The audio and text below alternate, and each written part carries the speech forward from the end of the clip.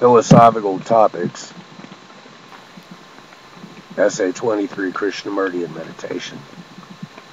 I enjoyed reading Krishnamurti's book many years ago, along with those of Kierkegaard and Arnold Toynbee on long-distance treks around the western United States of America. Krishnamurti, like Alan Watts, was a teacher with an alternate point of view of life, and each were influenced by Buddhism. I think Krishnamurti's intellectual paradigm led toward a more plain, direct Buddhism, such as Sakyamuni practiced, in which apparent reality is sort of transcended by the direct peace of immanent nothingness without even space. The goal of true Buddhism is nothing, after all. Arthur Schopenhauer's The World as Will and Ideal is a tip of the iceberg of his earlier and deep work, The Fourfold Root of the Principle of Sufficient Reason, in which he develops metaphysical ideas consistent with the universe phenomenality issued by the one of which the Neoplatonist philosopher Plotinus wrote.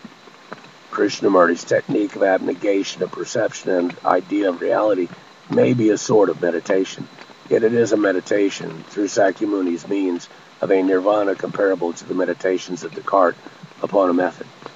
Getting to the cognitive core of immediate existence through its negation is a simple enough and somewhat pragmatic plan, and I think the core of Krishnamurti's meditation is something a little deeper than transcendental meditation. I do not practice TM, incidentally, although I enjoy prayer. Prayer is a way the Creator provided to allow a human brain to overcome its meathead tendencies, or being stunned by the wonder of it all, or the pathos of it, perhaps. Because prayer is a powerful way of bringing intentional, inward, silent thinking into being, it is in some ways a little different than is Krishnamurti's method of calming the inward cognitive self. One summer evening in Fairbanks, Alaska, in a moderately twilight environment decades past, outdoors in a field by the forest, I sat and contemplated something like Krishnamurti's method of experiencing nothingness and had my own insight into what is meant by Buddhism's negation of the apparent reality of the universe.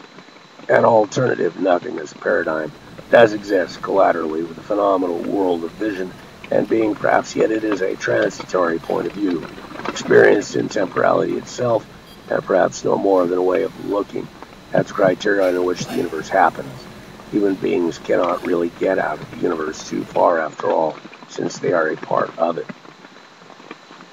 The only very similar intellectual experience I had to that meditation was falling through the ice in a branch of the Chena River in Alaska one winter when the heat from a power plant upstream had rotted the ice and let me sink through. After pulling myself out and walking home with my clothes freezing on the way, I reclined on the floor and let the cold blood flow through my veins and felt that in my heart. It was something of a transcending kind of experience that I later valued yet wouldn't want to repeat. I mentioned the falling into the water through the ice experience to another who said he'd done that dozens of times. I didn't ask if it later provided a philosophically meaningful cognitive experience. Krishnamurti's essential philosophical value for a Christian, perhaps, is in helping one to shut out the raving social world superfluities and concentrating thought upon immediate reality for itself. One must develop a direct relationship with Jesus Christ as well, who does overcome being in nothingness, temporality, and death, whatever that means, beyond the physical termination of biological life form, and renormalize the soul unto the one.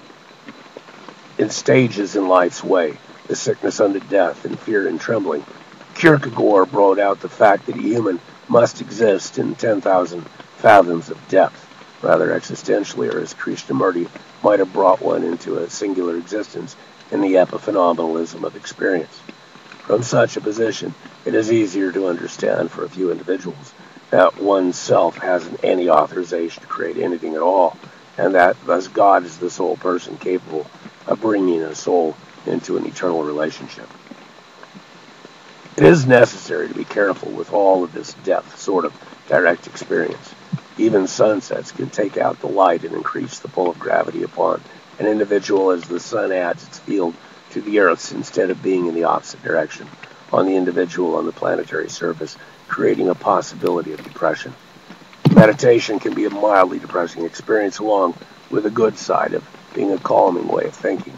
Prayer accomplishes both active faith, reasoning, and simultaneous calming.